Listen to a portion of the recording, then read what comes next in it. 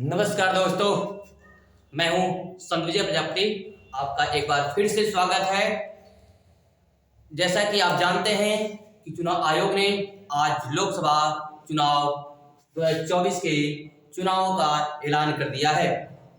आज हम इस सेशन में आपके साथ मिलकर इस चुनाव की चर्चा करेंगे, कब और कैसे चुनाव कराए जाएंगे। इसको जानना इसलिए जरूरी है, केवल चुनावी राजनीतिक मुद्दे के लिए नहीं, आपके किसी कंपटीशन एग्जाम के लिए जरूरी है कि चुनाव कब से कितने चौड़े में कराए जाएंगे, कितने खर्च आएंगे, कितने मतदाता इसमें भाग लिए हैं, ये बहुत जरूरी है। इसलिए इस सेशन को जानना बहुत अनिवार्य है और साथ ही साथ देश के नागरिक हैं, तो आपके मतदान देने का हक भी है, उसे भी जानना जरूरी है कि आपके क्षेत्रों में आपके तरफ कौन से योजनाओं पर, किस घोषणाओं पर, किस वादे के साथ कौन सी पार्टी चुनाव लड़ रही है, ये भी जानना आपको जरूरी है। हम सीखेंगे आज इस सेशन में। लोकसभा चुनाव 2024 की तारीखों का ऐलान हो चुका है। आप इस ऐलान में देखेंगे, जानिए कब और कैसे, कितने चरणों में होगा मतदान, कब आएंगे नतीजे। तो कब आएंगे नतीजे, इसको देख लेते हैं।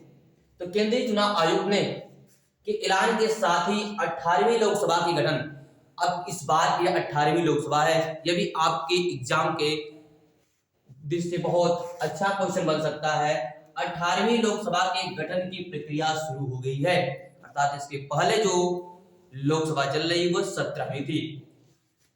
17वीं लोकसभा का कार्यकाल 16 जून को समाप्त हो रहा है, यानी 2024 को पूरा हो रहा है। 16 जून 2024 को 17वीं लोकसभा का कार्यकाल समाप्त हो रहा है, अर्थात हमारे देश के प्रधानमंत्री का कार्यकाल 17वीं लोकसभा के साथ ही समाप्त हो रहा है। अब नए दोबारा प्रधानमंत्री बनने के लिए अब चुनाव करना पड़ेगा। चुनाव 7 चरणों में होंगे। सभी सीटों के लिए गिनती 4 जून को होगी, अर्थात 4 जून को परिणाम आ जाएंगे, नतीजे आ जाएंगे।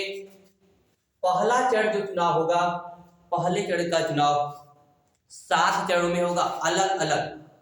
तो पहले चरण का चुनाव 21 राज्यों में होगा। कुल 28 राज्य हैं, 7 केंद्र शासित प्रदेश हैं, तो 21 राज्यों में चुनाव होगा।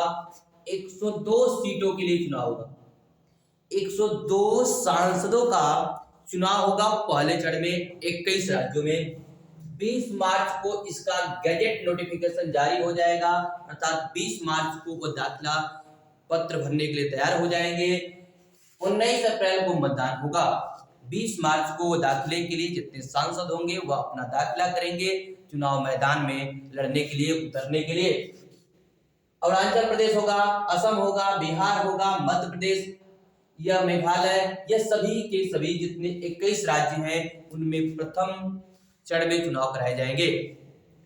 अब दूसरे चरण में 13 राज्यों के 89 सीटों के लिए चुनाव होगा। दूसरे चरण में 13 राज्यों के 79 सीटों के लिए चुनाव होगा। यह 28 मार्च को गजट जारी होगा और 28 मार्च को गजट जारी होगा और आपका 26 अप्रैल को मतदान होगा। 28 मार्च को बजट जारी हो जाएगा दूसरे चरण में और 26 अप्रैल को चुनाव हो जाएगा। इसमें असम भी होगा, बिहार, छत्तीसगढ़, केरल, मध्य प्रदेश, महाराष्ट्र, मणिपुर, राजस्थान, त्रिपुरा, उत्तर प्रदेश भी आपका शामिल है। पश्चिम बंगाल, जम्मू कश्मीर की कुल 89 सीटों पर मतदान होगा। पहले चरण में 102 सीटें थी, दूसरे चरण में 89 सीटें हैं, जबकि तीसरे चरण में 12 राज्यों के 94 सीटों पर चुनाव होगा। इसमें 12 अप्रैल को गजट जारी होगा, 7 मई को मतदान होगा। 12 अप्रैल को गजट जारी होगा, 7 मई को उसका मतदान होगा। इसमें भी आपका देख पा रहे असम, बिहार, छत्तीसगढ़, गोवा, कर्नाटक, मध्य प्रदेश, उत्तर प्रदेश इसमें भी शामिल है। दमन दीव भी इसमें शामिल है, अर्थात कुछ आपके चीजें भी इसमें शामिल है। 3 चरण हो गया चुनाव, पहुंच गए हैं आप 7 मई तक। अब चौथे चरण का चुनाव होगा, जिसमें 10 राज्यों की 96 सीटों के लिए चुनाव होगा, जिसमें 18 अप्रैल को गजट जारी किए जाएंगे, 13 मई को मतदान होगा। यह चौथा चरण होगा, जिसमें 10 राज्य होंगे। उसमें आंध्र प्रदेश, बिहार, मध्य प्रदेश, महाराष्ट्र, उत्तर प्रदेश बंगाल, जम्मू कश्मीर, यह सभी 96 सीटों पर वोट डाले जाएंगे। पांचवा चरण जो होगा उसमें 49 सीट होंगी, केवल 8 राज्य होंगे। 26 अप्रैल को गजट जारी होगा, 20 मई को मतदान कराया जाएगा। इसमें भी छत्तीसगढ़, झारखंड, महाराष्ट्र, उड़ीसा, पश्चिम बंगाल, जम्मू कश्मीर, लद्दाख भी होंगे। आप देख पा रहे होंगे बिहार, उत्तर प्रदेश, पश्चिम बंगाल, ये सभी चरणों में रीजन है, यहाँ पर जनसंख्या ज्यादा है, इसलिए उत्तर प्रदेश में आपके 7 चरणों में चुनाव होगा। 7 चरणों में उत्तर प्रदेश के चुनाव कराए जाएंगे। छठा चरण आपका चुनाव 25 मई को होगा, 29 को गजट जारी होगा। जबकि 7वां और अंतिम चरण जो होगा वह आपका 1 जून को मतदान होगा। 1 जून को अंतिम चरण का मतदान होगा, जिसमें आप देख पा रहे होंगे उत्तर प्रदेश भी शामिल होगा, झारखंड भी शामिल है, बिहार और पश्चिम बंगाल भी शामिल है। अर्थात जो बड़े राज्य हैं उसमें आपका कुल 7 चरणों में चुनाव होगा। तो आप चुनाव के लिए आप समझ बुझ के किस पार्टी को वोट देना है, कौन से वादे पर हमें देना है, कौन सी जरूरतें हैं देश के लिए, कौन सी हमें जरूरतें हैं, कौन सा देश हित में कार्य कर रहे हैं, कौन से राज्य हित में काम कर रहे हैं, यह आपको ध्यान रखना होगा। इस सोच समझकर आप अपने मतों का प्रयोग करिएगा। यह आपका मत, एक मत आपके 5 साल के, अगले 5 साल के लिए यह आपका राज्य के जीवन में या राज्य के योगदान में भागीदार होता है। इसलिए अपने मतदान का प्रयोग, अपने वोट का प्रयोग बहुत समझदारी से करिएगा और सभी लोग मत डालने जाइएगा, क्योंकि अगर मत डालने नहीं जाएंगे तो आप अब सरकार के बनने और बिगड़ने में भागीदार नहीं होंगे। तो मत डालने जाइएगा। लोकसभा चुनाव का ऐलान पहला चरण 19 अप्रैल को, दूसरे चरण का चुनाव 26 अप्रैल को, तीसरा चरण 7 मई को, चौथा 13 मई को, पांचवा 20 मई को, छठवां 25 मई को और 7वां चरण का चुनाव 1 जून को, यानी अंतिम चरण का चुनाव 1 जून को होगा और वोटों की गिनती 4 जून को प्रारंभ होगी। 4 जून को रिजल्ट आ जाएगा, कौन सी पार्टी सरकार चलाएगी, देश को चलाएगी और कौन सा नया प्रधानमंत्री एक बार फिर से मिलेगा। क्या आपके वर्तमान प्रधानमंत्री मोदी जी या कोई नया प्रधानमंत्री देश को प्राप्त होता है, यह 4 जून को तय हो जाएगा। 4 राज्यों की विधानसभा चुनाव भी साथ में होंगे।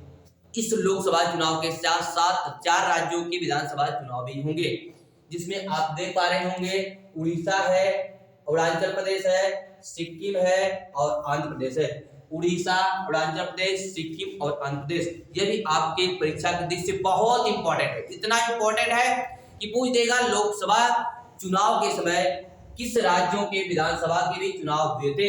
ये 4 राज्य हैं आपके, इन 4 राज्यों में भी विधानसभा का चुनाव कराया जाएगा।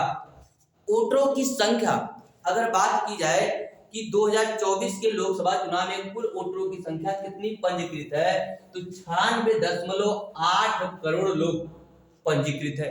96.8 करोड़ लोग पंजीकृत है। आप भारत की जनसंख्या वर्तमान में जो अनुमानित है वह 1,140 करोड़ है, 140 करोड़ है। उसमें से 96.8 करोड़, लगभग 100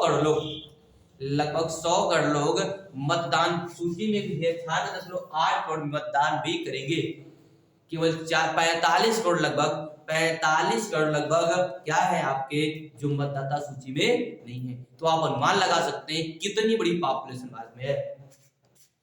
47.1 करोड़ महिलाएं भी पीछे नहीं है। 47.1 करोड़ मतदाता है और पुरुष है 49.7 करोड़ मतदाता है। यह इस चुनाव में भाग लेंगे। तो आपसे बहुत उम्मीद होगी यहाँ पर सांसदों, राज्य सरकारों को कि आप मत डालने जाएंगे, अपने मत का प्रयोग उचित पार्टी के साथ करेंगे।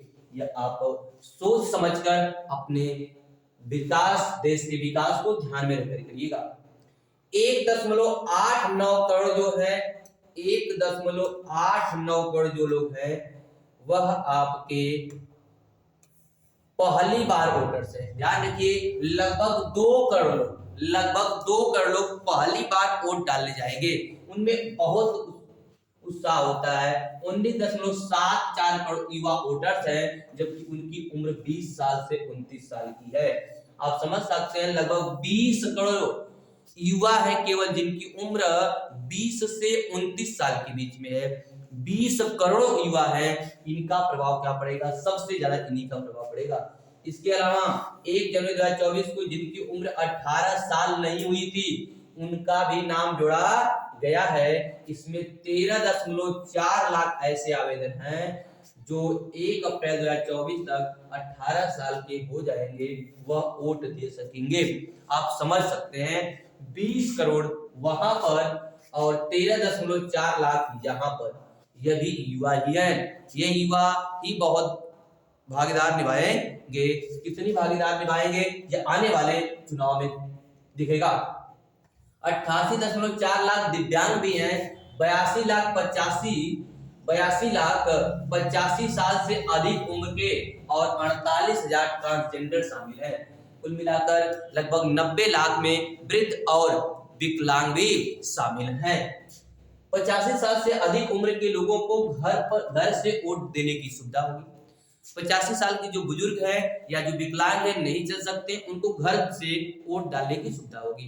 वहां पर अधिकारी उनके घर जाएंगे, बैलेट पेपर पर उनका मतदान लेकर आएंगे, अर्थात उनका मतदान बैलेट पेपर से होगा, बाकी का ईवीएम से होगा। तो ये ध्यान रखिएगा कि अगर आपके बुजुर्ग माता पिता होंगे उनका भी मतदान जरूर कराइएगा। अधिकारी को खबर दीजिएगा, वो घर पे आएंगे, उनका मतदान लेकर जाएंगे, क्यों भी वो अपने कर्तव्यों का पालन करेंगे। आप एक बार देखे होंगे अभी जल्द ही राज्यसभा में वोटिंग चल रही थी किसी विधेयक पर, तो डॉक्टर मनमोहन सिंह अपने व्हील चेयर पर आकर अपने कर्तव्य का पालन किए थे, जिसकी सराहना प्रधानमंत्री ने उनकी विदाई समारोह में किया था। इसलिए आप भी अपने माता पिता का फर्ज निभाइएगा। आपके माता पिता बुजुर्ग होंगे तब भी मतदान में, देश की भागीदार में उनको वोट डालने के लिए ले जाइएगा। आप देख पा रहे होंगे वोटरों की कुछ संख्या हमने बता दिया, यह आपके मतदान कराए जाएंगे। तो इस प्रकार से 2024 के चुनाव का बिगुल बज चुका है।